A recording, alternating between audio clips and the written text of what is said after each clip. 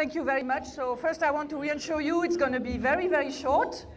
And we are going back very quickly to food and drinks.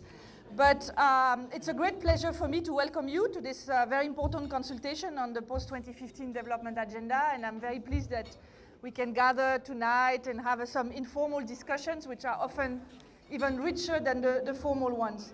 It's an important gathering. It's an historic opportunity for Africans to define their own future and make their voice heard in the global development goals of the post-2015.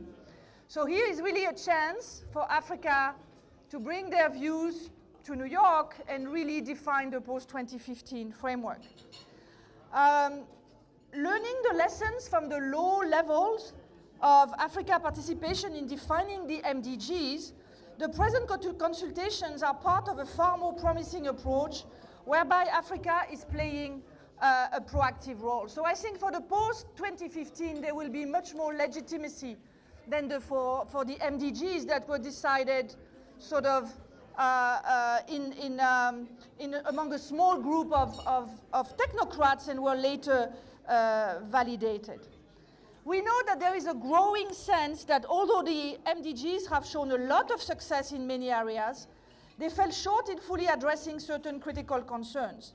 This includes inclusiveness of growth, equity and quality of access to social services, and peace and security. Sustaining growth and making it both inclusive and green demands innovative solutions and efficient investments in human capital development, and that's been said very clearly this morning. Today, most African economies compete on their factor endowments, primarily low-skilled labor and natural resources. But Africa is changing, and you are testimony of that.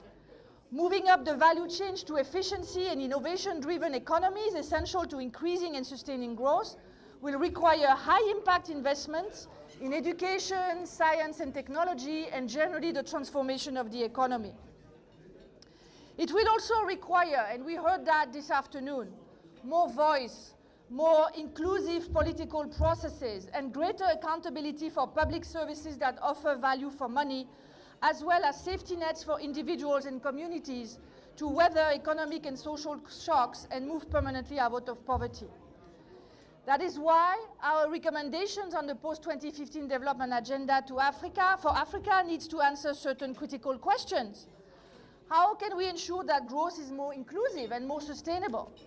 How can we effectively promote peace and security and access to justice? How can development be financed in an efficient way while ensuring that resources are used in the most accountable way? How can global goals be relevant and be tailored to regional, national, and subnational goals? I know that two regional consultations have already been conducted in Africa, and this is going to be the final one. I've been struck by the insight that these consultations have already generated. Your recommendations on this consultation fit into a vital set of global deliberation on post-2015 development agenda, once endorsed by the African heads of states and government. So what you've been discussing here and what you will be recommended is going to be carried to New York, to the General Assembly, is going to be carried to your heads of states for them to make the voice of Africa be heard and make the decision about what the final set of goals will be. The African Development Bank, who I'm representing, and the three other co-organizing institutions, ECA, Africa Union, and UNDP, are committed to make this opportunity count. I want to pay tribute to all those who contributed to this organization and co-financing.